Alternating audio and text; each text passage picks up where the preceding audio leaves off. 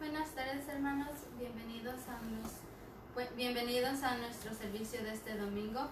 Los quiero invitar a que me acompañen en oración. Vamos a orar.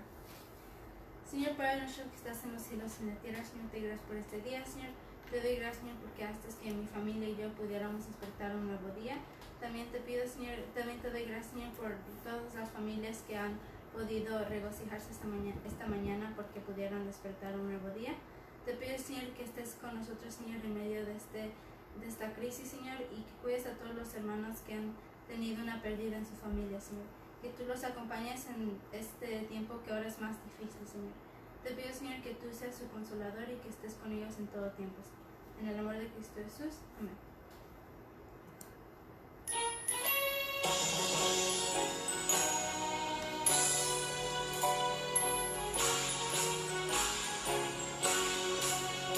Cuando la trompeta suene en aquel día final y que el alma eterna rompe en claridad, cuando las naciones salvas a su patria lleguen ya y que sea pasada lista que de estar,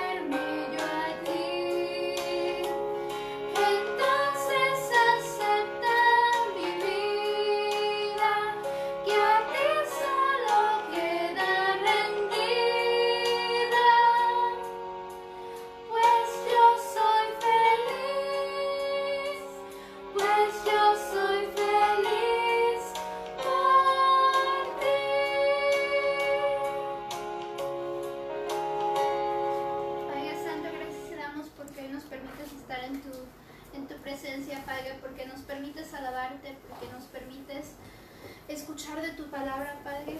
Ahora te pido que este mensaje que sigue, Padre, traiga palabras de consuelo a mis hermanos que han perdido a un ser querido, Padre. Te pido que estas palabras que nuestro pastor va a decir caigan como lluvia en el desierto, Padre, y que nutran el corazón de cada uno de mis hermanos. Gracias te doy por ellos, Padre.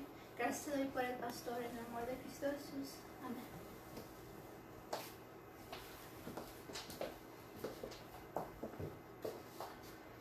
Buenas tardes, hermanos, nuevamente desde casa, compartiendo la palabra de Dios.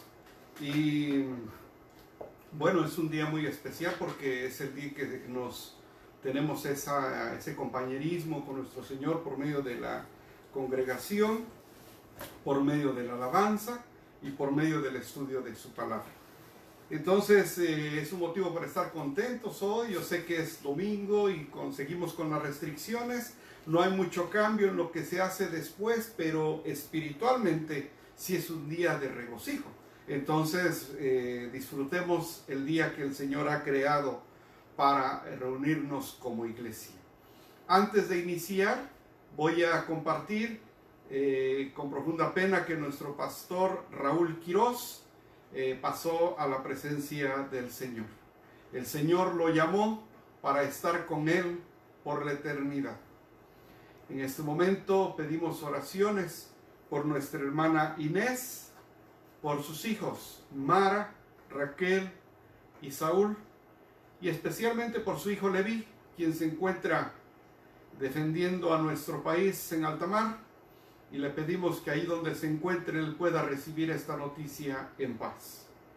Sabemos que el Señor tiene especial cuidado para sus siervos y para sus familias, y con esa tranquilidad nos quedamos sabiendo que nuestra hermana Inés y su familia no están solos y que nuestro hermano el pastor Quirós está en la presencia del Señor. Vamos a orar y vamos a dar inicio con este servicio. Señor y Padre nuestro, el día de hoy, Padre, te pedimos consuelo para la familia del pastor Quirós, quien hoy pasó a tu presencia tuya, Señor. Y te pedimos que esa paz que sobrepasa todo entendimiento, Señor, pueda llenar los corazones de los seres queridos de él. Aquellos que tuvimos la oportunidad de conocer, no solamente a él, sino a su familia, podemos darte gracias porque ellos están dando un testimonio grande de lo que es servirte con amor.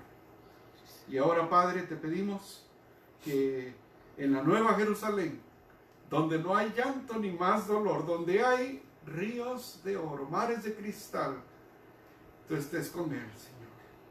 Gracias por el tiempo en que tuvimos la oportunidad de conocerlo, especialmente por aquellos que durante muchos años escucharon sus mensajes cada domingo. No sabíamos cómo él llegaba a ese púlpito, lo que sí sabíamos es de que su pueblo salía alimentado. Así que, Padre, nos quedamos con un recuerdo precioso. En el nombre de Jesús oramos. Amén. Estamos viviendo tiempos difíciles, hermanos, y yo sé que algunos de ustedes están pasando por tiempos de depresión. No sé si usted ya ha conocido a alguien que haya perdido un ser querido en estos días, o la pérdida de una propiedad, o el trabajo, o esa incertidumbre de no saber si va a haber trabajo el día de mañana.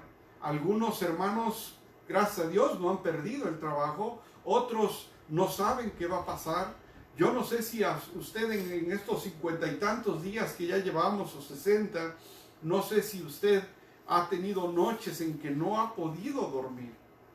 Confieso que yo los he tenido, puesto que no sabe uno qué va a pasar. De pronto esas noches llegan. También cuando uno tiene que usar protección para salir, lo que antes era una salida normal, ahora se vuelve una salida temerosa. No sabemos quién es el que está enfrente y desgraciadamente hemos perdido ese contacto humano, porque ahora nos vemos distantes. Ahora evitamos el roce, evitamos el contacto, y es algo que a muchos no nos tiene contentos. Sin embargo, siendo obedientes de las autoridades, sabiendo que hay que seguir indicaciones precisas, vamos a continuar hasta que ellos indiquen otra cosa. Cuando estas cosas pasan, hermanos, yo no sé si usted ha sentido ansiedad, miedo, depresión. Yo no sé qué es lo que usted está pasando, porque en realidad cada uno responde de diferente manera.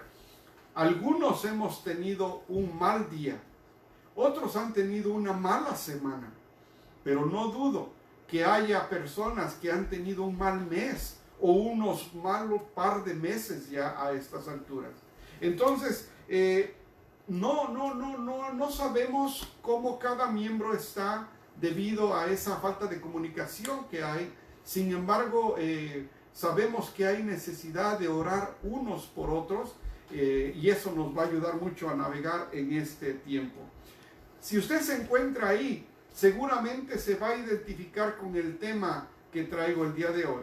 El Señor me ha pedido que les hable acerca de que entre la depresión y la felicidad existe la esperanza. Entonces, yo los animo a que no pierdan el ánimo. Si usted está pasando por una situación difícil, sigamos adelante. Hay gente que está pasando por situaciones más difíciles y hay gente que está pasando por situaciones más tranquilas. Pero nosotros, hermanos, yo los animo a seguir adelante. ¿Y quién más que el rey David en uno de sus salmos nos puede animar con la palabra de Dios a seguir adelante aún cuando vemos muchas cosas difíciles a nuestro alrededor? Yo lo invito a que si tiene usted su Biblia, la tome, o aquí lo tenemos en la pantalla, y que me acompañen a leerla juntos antes, para orar por la palabra del día de hoy y que el Señor nos hable por medio de ella. Así que si usted me acompaña y dice Salmo 42 del 1 al 5, y dice: como el ciervo brama por las corrientes de las aguas, así clama por ti, oh Dios, el alma mía. Mi alma tiene sed de Dios, del Dios vivo. ¿Cuándo vendré y me presentaré delante de Dios?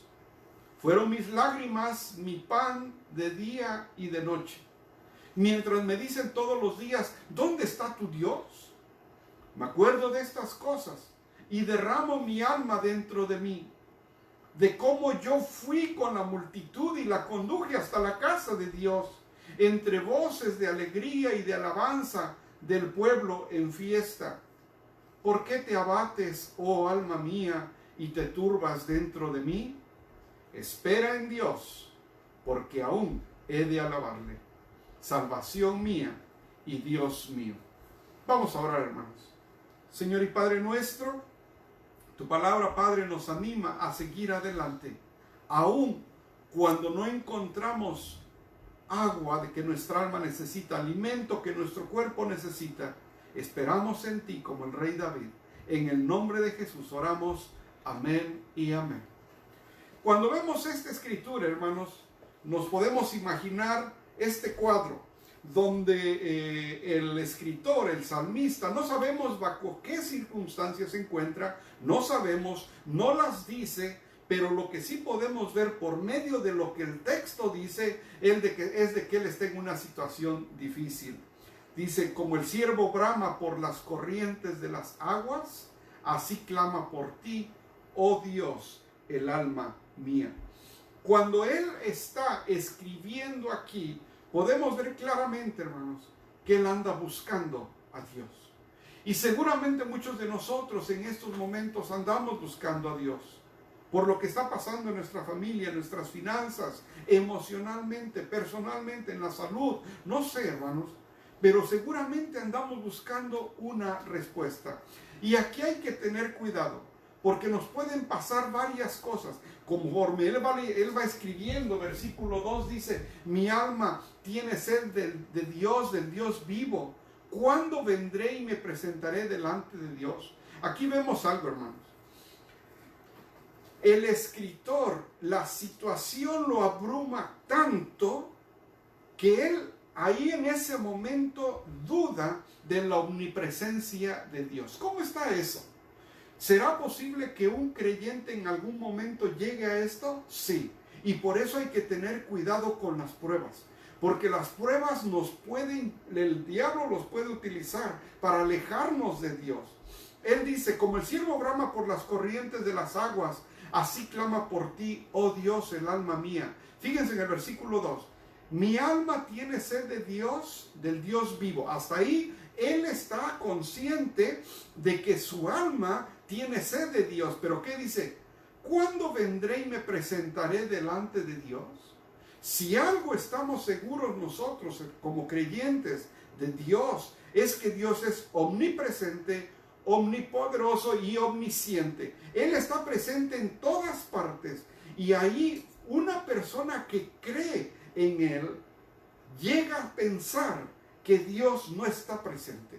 Dice, ¿cuándo vendré y me presentaré delante de Dios? Como si no supiéramos que Dios está presente en todas partes. Ahorita está presente en este momento aquí, en esta casa, pero también está presente con usted cuando usted lo busca, cuando usted lo llama. Usted dice, Señor, ven con nosotros. Él se hace presente. Su palabra dice, cuando dos o más mencionan su nombre, Él está presente en la necesidad, en la conversación, en el convivio. Por eso se le invoca siempre a nuestro Señor, para que sea parte de nuestra vida diaria. Pero aquí el salmista dice, ¿cuándo estaré delante de ti?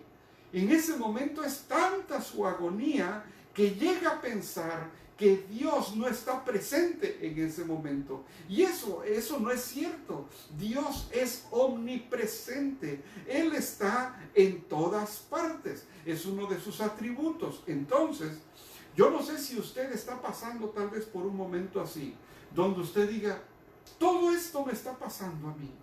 Todo esto me ha pasado, yo no sé qué va a venir con mis familiares, con mis finanzas. ¿Dónde está Dios? Déjeme recordarle que Dios está ahí con usted. Que no sea que su sentir, que lo que usted está percibiendo de su alrededor le haga pensar que Dios no está con usted. Dios está presente.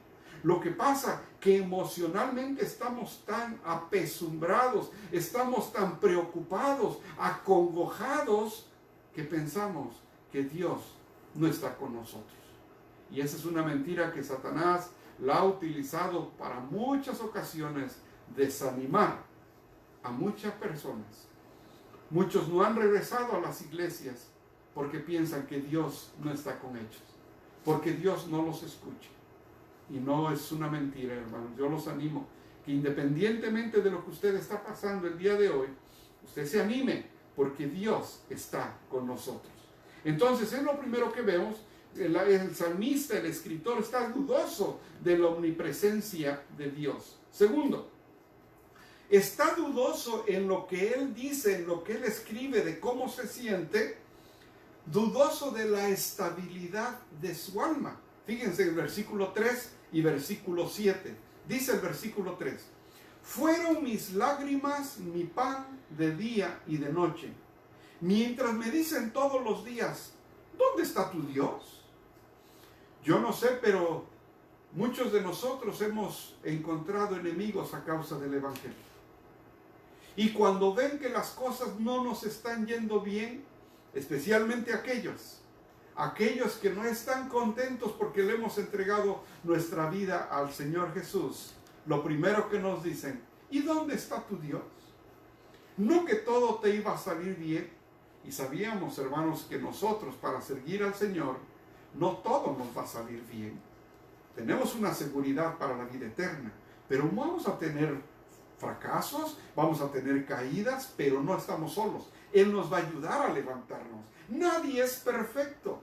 Todos cometemos errores. Todos en algún momento llegamos a dudar. Todos en algún momento llegamos a sentir que nadie nos escucha, que nadie nos entiende. Pero lo peligroso de eso es creerlo. Una cosa es sentirlo y otra cosa es creerlo.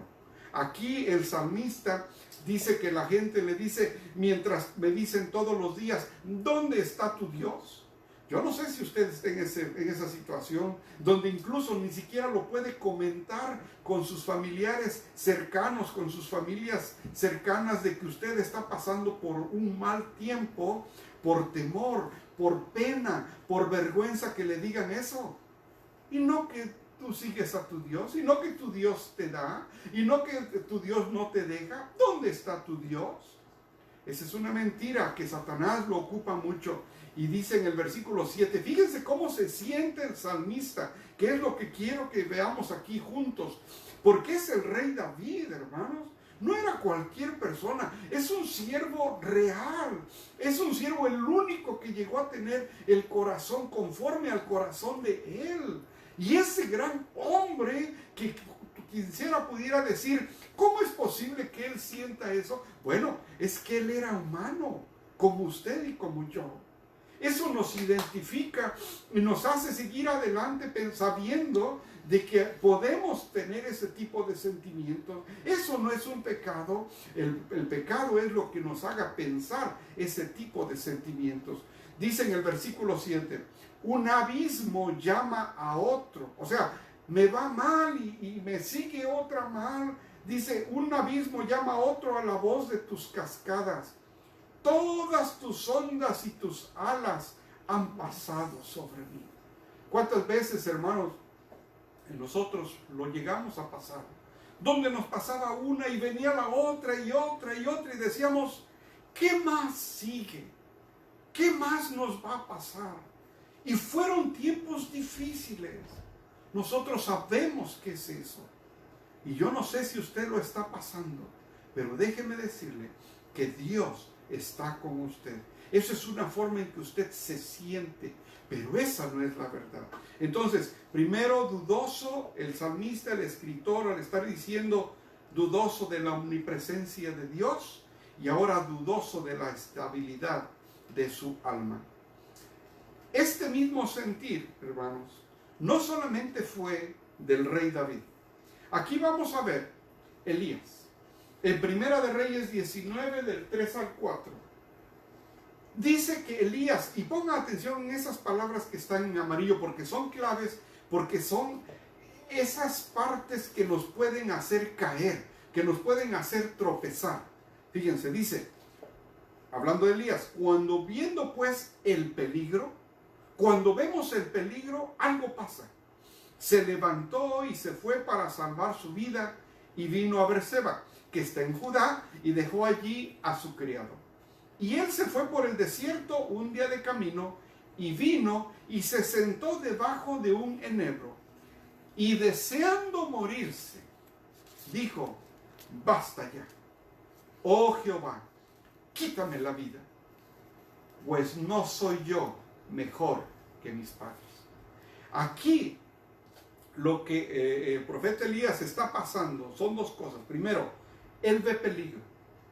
Muchos de nosotros, cuando vemos peligro, nos escondemos.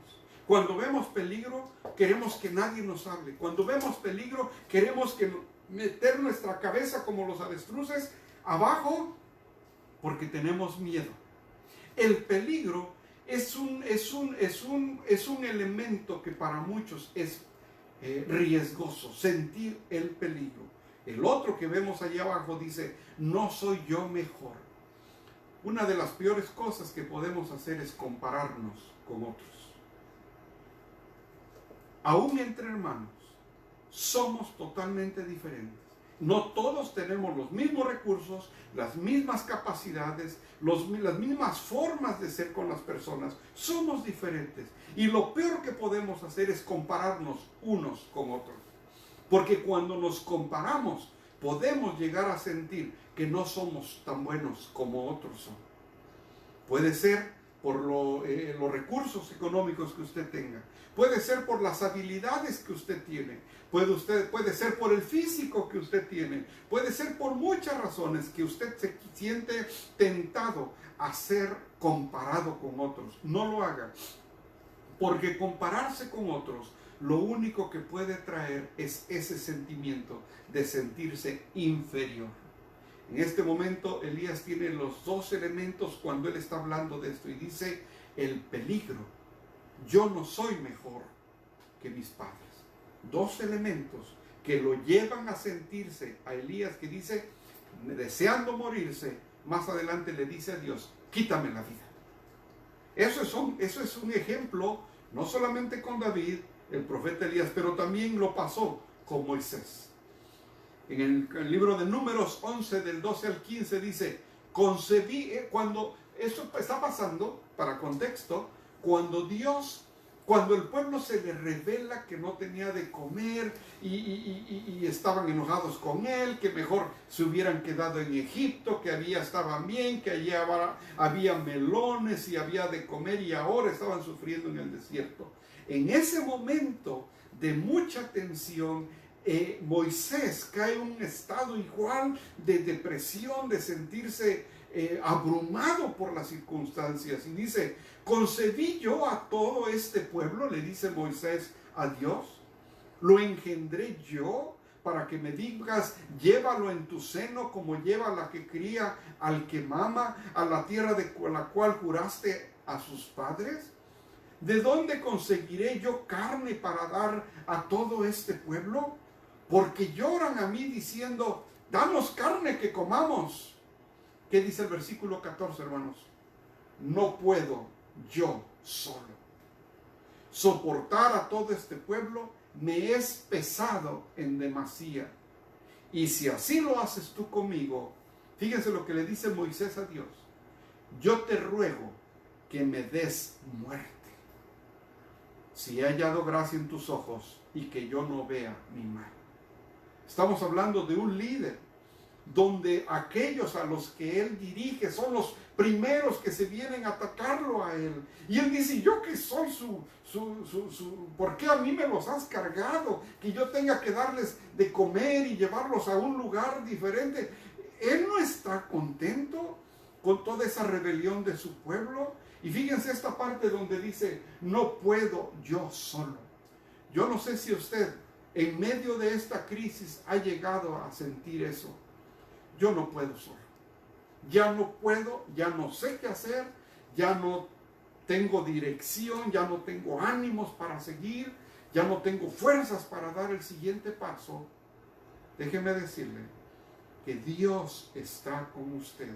Si usted se siente solo, es porque usted lo siente, pero el problema está que usted lo crea. Entonces, lo pasó el rey David, lo pasó Elías, lo pasó Moisés. Sentirse deprimido en una situación así no es pecado, hermanos. Es una situación humana, no solamente que ellos lo sintieron, pero ¿saben quién también lo sintió? Nuestro Señor Jesús. Nuestro Señor Jesús supo exactamente lo que era sentir eso. Y aquí tenemos dos ejemplos, Juan 12 y Marcos 14. Dice, ahora está turbada mi alma, dice nuestro Señor Jesús. ¿Y qué diré? Padre, sálvame de esta hora, mas para esto he llegado a esta hora. Nuestro Señor Jesús, en el transcurso entre el juicio, entre el camino a la cruz, su crucifixión, Él se llegó a sentir solo, llegó a sentir ese dolor, porque acuérdense que Él fue 100% humano, 100% Dios. O sea, Él llegó a sentir como nosotros, y ahí dice, ahora está turbada mi alma y me diré, Padre, sálvame de esta hora, mas para esto he llegado a esta hora. ¿Por qué Él no se quejó más de eso? No es porque no lo sintiera, hermano. Él lo siente. Él lloró. Él estuvo en momentos bien difíciles, como tal vez usted ahorita está. Pero ¿saben cuál fue la diferencia? La diferencia está ahí, al final del versículo. Dice, mas para esto he llegado. Nuestro Señor Jesús sabía que el sufrimiento tenía un propósito, que su caminar en esta tierra, soportar todo eso, tenía un propósito. Si Él no hubiera muerto en la cruz, hermanos, usted y yo no tuviéramos acceso a la vida eterna. Él sabía que tenía que pasar por todo eso con un propósito. No se le olvide esa palabra, porque es clave para este mensaje. entender cuál es el propósito de lo que estamos pasando. En Marcos 14:34 les dice, cuando les dice a sus discípulos que se quedaran orando mientras él se iba también a orar, dice, y les dijo, mi alma está muy triste. Hermanos, esa es una expresión tan humana que yo en momentos la he llegado a sentir. Sentir donde mi alma está triste, donde yo no estoy contento. Y ahí nuestro Señor Jesús dice y les dijo, mi alma está muy triste hasta la muerte. Quedaos aquí y velad. ¿Qué es lo que ven ustedes ahí, hermano? Yo lo que veo ahí es un hombre que está triste. Un hombre, imagínense a nuestro Señor Jesús, hermanos, el Dios viviente, que podía haber hecho lo que Él quisiera para que nada de eso pasara y Él no sufriera. Él sabía que tenía un propósito para su sufrimiento, pero abajo dice, yo lo puedo escuchar como si fuera un amigo al que yo conozco, o yo mismo diciéndolo, o alguien de mi familia que me dijera, Nicolás, mi alma está muy triste. Hermanos, cuando vemos que le pasa al rey David, cuando vemos que le pasa a Elías, a Moisés, a nuestro Señor Jesús, yo me quedo más tranquilo, hermanos, porque cuando yo llego a tener ese tipo de sentimientos, yo digo, Señor, tú sabes por lo que yo estoy pasando. Yo sé que tú no me vas a abandonar y que tú me vas a ayudar a salir de esta situación. Entonces, la depresión a menudo se asocia con la tristeza, pero va mucho más allá. La depresión es más intensa, dura más y, lo más revelador, interfiere con nuestra capacidad de funcionar. Todos tenemos momentos de tristeza, pero la depresión se interpone en el camino de las actividades normales de la vida. Una cosa es estar triste, otra cosa es estar deprimido. Yo no sé, de pronto, por ejemplo aquí en California, no sabemos todavía con exactitud cuándo vamos a regresar a la iglesia. No sabemos con exactitud cuándo podemos ir al lugar que siempre nos gustaba ir a comer, o al lugar que siempre nos gustaba ir a caminar, a pasear. O simplemente cuándo vamos a poder abrazar a la gente que nosotros queremos. ¿Será posible que no va a pasar ya? ¿Será posible que muchas cosas van a cambiar? Mucha gente se siente triste, pero muchos se sienten deprimidos. Hay gente que no puede vivir sola y están batallando mucho. Entonces, esto es lo que está pasando, pero nuestro Señor Jesús pasó por esos momentos intensos de tristeza. Para esto, quiero hablarle de 3 mitos acerca de la felicidad. Nuestra sociedad está obsesionada con la felicidad. ¿Por qué está obsesionada con la felicidad? Todos buscamos ser felices, todos. Eso es natural del ser humano. Pero, como creyentes sabemos que cuando hay pruebas, cuando hay momentos difíciles, es cierto que no va a haber felicidad. Pero es temporal. En algún momento nos volvemos a reencontrar con el Señor. O aún en medio de la prueba y del dolor y de la tristeza, hay gozo en el corazón. ¿Qué es esa felicidad que trasciende? Esa felicidad que la da el Señor. A eso se le llama gozo. Algo que perdura más. Nosotros lo sabemos, que aún pasando por momentos difíciles, es temporal. Y que si dura incluso mucho, el Señor pone en nuestro corazón gozo para seguir adelante, como aquellos hermanos que están pasando por situaciones difíciles en este momento. El Señor les dé esa paz para que aún en medio de la turbulencia ellos puedan seguir caminando en paz. Hay 3 mitos. El primero, pensamos saber qué nos hace ser felices. La verdad es que no. Los estudios muestran que las personas tienden a sobreestimar el impacto que el dinero, los logros y las posesiones físicas tendrán en su felicidad. cuando en realidad las conexiones y las relaciones sociales son mucho más importantes.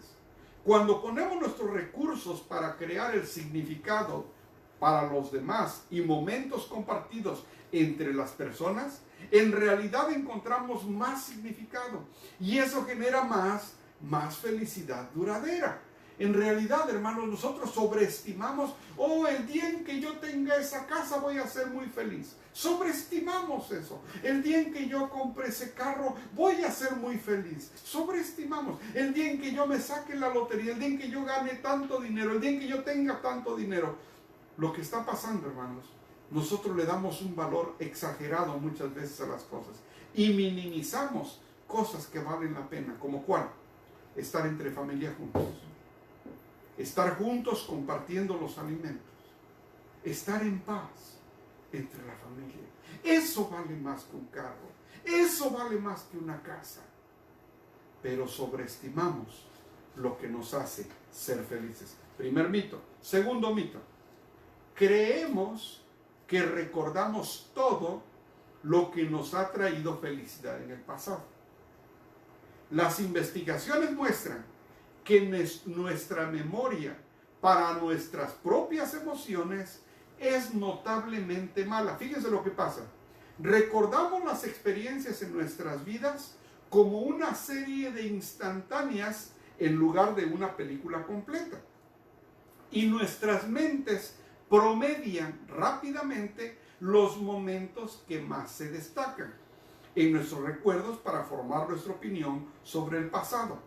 Los momentos positivos o negativos intensos, a lo que se le llama momentos picos, y los momentos finales de una experiencia, el final, están muy influidos en nuestras matemáticas mentales. ¿Qué quiere decir esto, hermanos? Probablemente usted diga, bueno, cuando yo iba en la secundaria fue bonito o fue feo, fui feliz o fui infeliz. ¿Cómo saca usted esa conclusión cuando usted no se acuerda de todo lo que pasó en la secundaria? Pero usted sí tiene una idea. Usted dice, yo fui muy feliz cuando iba a la secundaria. O yo fui muy infeliz cuando iba a la secundaria. ¿De dónde saca usted esa conclusión? Nuestra mente recuerda los momentos picos o los finales. Por ejemplo, si usted al final de la secundaria fue bonito esos 2 meses y se acuerda de la graduación, de inmediato usted piensa, fue bonito. Porque nuestra mente recuerda momentos aislados, como si fueran, dice ahí, como si fueran instantáneas, no la película completa. Entonces, es un mito que recordamos todo lo que nos ha traído felicidad en el pasado. Nuestra mente no funciona así. Tercer mito. Creemos que la felicidad es estable, un punto final para alcanzar. Falso, hermanos. En realidad, la felicidad es un objetivo en movimiento y las cosas que tendemos a perseguir a corto plazo a menudo no están asociadas con la felicidad a largo plazo. Por ejemplo, el viernes me voy a comprar un carro. Oh, estoy contento. Pero el lunes ese evento ya pasó. Y si no fue algo que en realidad trae felicidad, en poco tiempo ya está ni se acuerda. ¿Cuántas veces esperamos con cuánto deseo comprarnos un reloj, una chamarra, unos zapatos? Lo compramos, contentos, abrimos la caja, pasan 2 semanas y nadie ni siquiera ve ese reloj.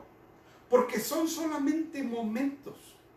Y eso pensamos que cuando lo tenga voy a ser feliz. Bueno, tal vez sea feliz por 1 hora. Pero no es la felicidad que se busca. Dice, cuando alcanzamos nuestro objetivo y cumplimos nuestra misión, una fugaz sensación de felicidad se precipita. Pero dura un periodo sorprendentemente corto de tiempo. Este se debe en parte a que la felicidad no es algo tangible. Es decir, ser feliz no es algo como tener algo. No es algo que aquí está mi felicidad y yo la veo todos los días, lo veo. No, la felicidad es algo interno, no es tangible.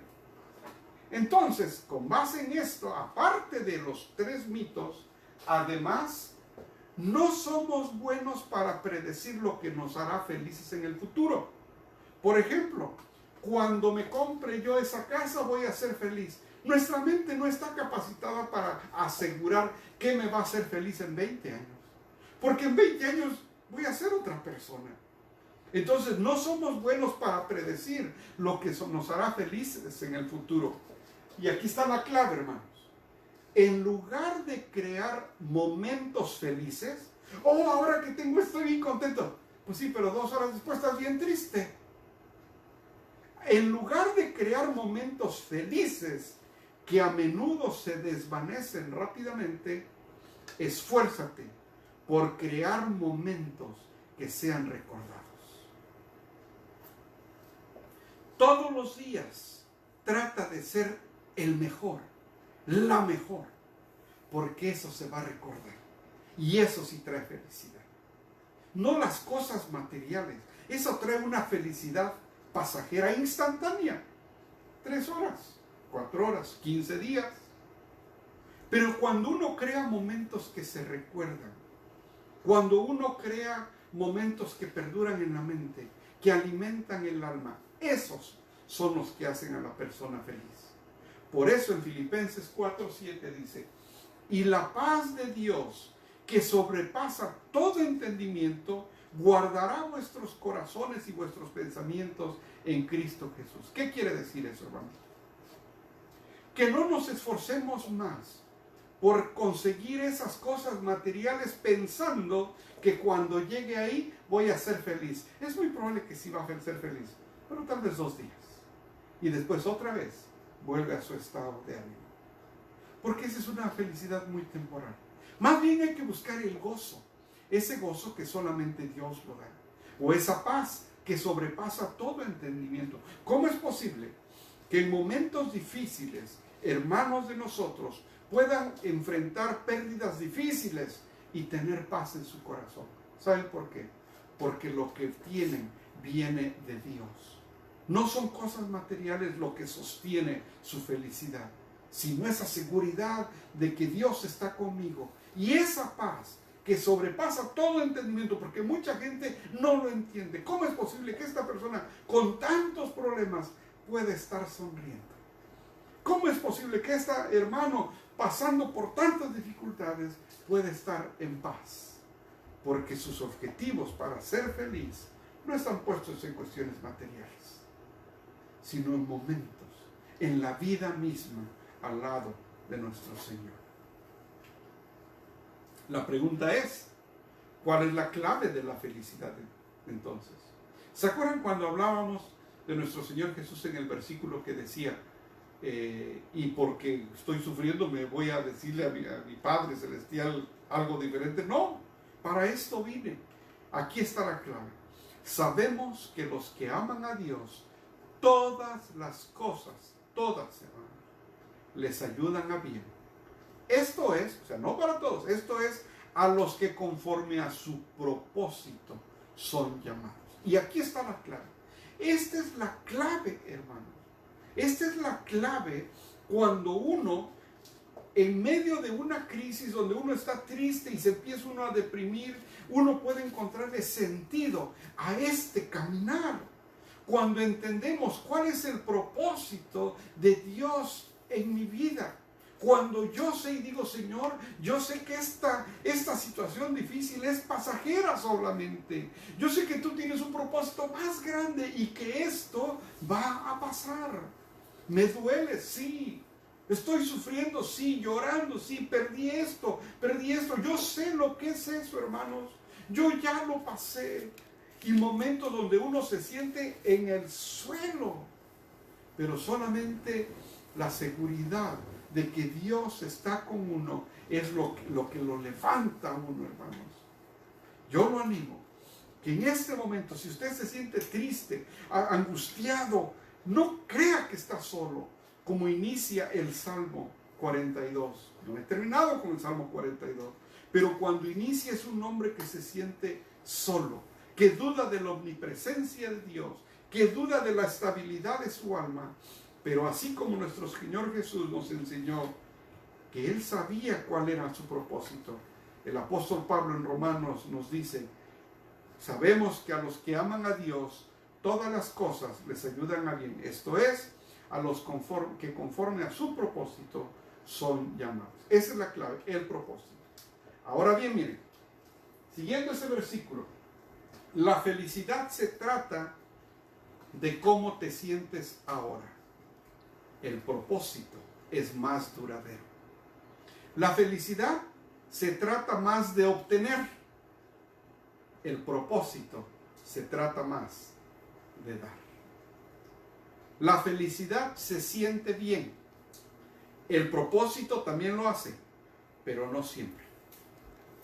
Y este último es bien importante. Cuando uno entiende que hay cosas que aunque no me hagan sentir bien, si viene de Dios, es correcto. Esa es la gran diferencia. Cuando, como Job que dijo, Dios dio, Dios quitó. Cuando uno llega a entender eso, hermanos, la vida cambia. Porque uno entiende que hay un propósito de Dios por el que me da, por el que me quita, por el que me deja pasar por pruebas, porque Él tiene un propósito conmigo. Que puede ser, acuérdense, que con la fe, con el carácter o con el compromiso. Eso lo vimos en otros mensajes.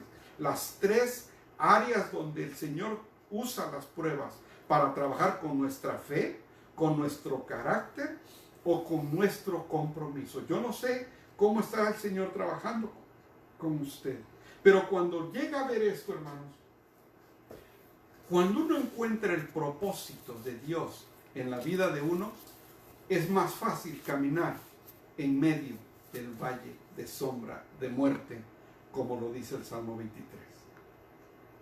Pero el Señor es mi pastor, dice el mismo Salmo. Nada me faltará. Y yo lo animo que si usted está pasando en esos momentos, acuérdese, el Señor no lo va a abandonar. Regresamos para terminar, hermanos. Salmo 42. Como el ciervo brama por las corrientes de las aguas, así clama por ti, oh Dios, el alma mía. Momentos de soledad, momentos de tristeza, de depresión. Después vienen los momentos de felicidad, de cómo yo fui con la multitud y la conduje hasta la casa de Dios, entre voces de alegría y alabanza del pueblo en fiesta, entre la depresión y la felicidad está la esperanza. Y el mismo Salmo nos dice, espera en Dios, porque aún he de alabarle, salvación mía y Dios mío. Si usted está en eso, sintiéndose triste, deprimido, angustiado, y usted añora esos momentos de felicidad, en medio está la esperanza en nuestro Señor Jesús. Salmo 42. Vuélvalo a leer cuando tenga tiempo. Estoy aquí terminando, hermanos. Alexander Solzhenitsyn, él fue un disidente soviético en la época de Stalin. Él estuvo en los campos de concentración de Siberia, donde los mandaban a esos presos para trabajar bajo condiciones forzadas, aquellos disidentes que estaban en contra del comunismo. Él empezó a escribir, él era un cristiano ortodoxo. Cuando él estaba en los campos en Siberia, dice que él sabía que si él dejaba de trabajar, los guardias le podían pegar mucho, incluso lo podían matar. Él estaba tan desanimado, tan deprimido, tan triste, que dijo, lo voy a hacer. Y dejaba de trabajar. Y había un amigo de él, que cada vez que lo veía sin fuerzas y ya sin ganas de trabajar, con su pala en la mano junto, y lo veía que estaba a punto de desfallecer, su amigo siempre lo estaba observando y le dibujaba una cruz en el suelo. y dice, le decía, sigue adelante, sigue adelante. Después, Alexander platica en sus libros que él, esa cruz, es lo que lo mantenía a seguir trabajando. Y seguía trabajando, llegaba el fin de la jornada y venía otro día. Y nuevamente volvía a caer deprimido y su amigo le volvía a dibujar una cruz en la tierra como seña que él tenía que seguir trabajando, que Dios estaba con él. Cuando venía un guardia, rápido la borraba. Eso fue lo que lo mantuvo adelante. Él se pudo haber rendido, pero gracias a que no se rindió, él llegó a recibir el Premio Nobel de Literatura en 1970. Cuando esto nos demuestra que cuando se alimenta, dijo Moody, un evangelista, toma las promesas de Dios, alimenta a un hombre con ellas por un mes y él nunca volverá a decir que es pobre. Alimenta a alguien con las promesas de Dios y esa persona nunca va a volver a decir que es pobre, porque las promesas de Dios son nuevas cada mañana. Si es cierto, tal vez hoy tenga usted un día malo, una semana mala, un mes malo, un año malo, pero Dios no nos va a dejar. Él no se rindió, siguió adelante. En 1994, después del exilio que tuvo en Estados Unidos, regresó a Rusia. Y esta parte quiero que pongan atención. En 1994 él regresa a Rusia y hace un viaje en tren de 56 días. Cuando terminó ese viaje, él ya había escrito todos estos libros, donde narraba la injusticia del gobierno y los campos de concentración de Siberia. Él regresó muy triste de ese viaje. ¿Sabe por qué, hermano? Porque él se dio cuenta que nadie había leído sus libros. La gente no leía los libros y no sabía de lo que había pasado con su país. No sabía de los horrores por los que había pasado su país, porque nadie leyó sus libros. Y así regresó este hombre. Y eso me anima a preguntarle, ¿usted está leyendo la historia de Cristo? Tal vez Cristo regrese hoy y se dé cuenta que nadie leyó su libro. Si usted lee la palabra de Dios, aquí va a encontrar palabras de vida eterna. Que cuando nuestro Señor venga, porque su segunda venida es una promesa, no le vaya a pasar lo que a Alexander, que se dé cuenta que nadie leyó su libro. Vamos a orar. Señor y Padre nuestro, gracias por tu palabra, Señor, porque es la que nos anima a seguir adelante. Pero tal vez me esté escuchando alguien que nunca ha leído tu libro. Yo lo animo a que el día de hoy empieces a leer, que empiece a disfrutar de la más preciosa historia que existe, desde Génesis hasta Apocalipsis. La historia de la creación, redención, muerte, resurrección y esperando la segunda venida de nuestro Señor Jesús. La historia de amor más preciosa que existe. Padre, gracias te damos porque nos lo dejaste, lo tengo en mis manos. Y yo te animo a ti, vecino, amigo, hermano, si tú no lees el libro, que lo leas, para que cuando el escritor venga, sepa que tú supiste de sus promesas. Gracias, Señor, por este día. En el nombre de Jesús te damos las gracias. Amén y amén. Dios me los bendiga, mis queridos hermanos.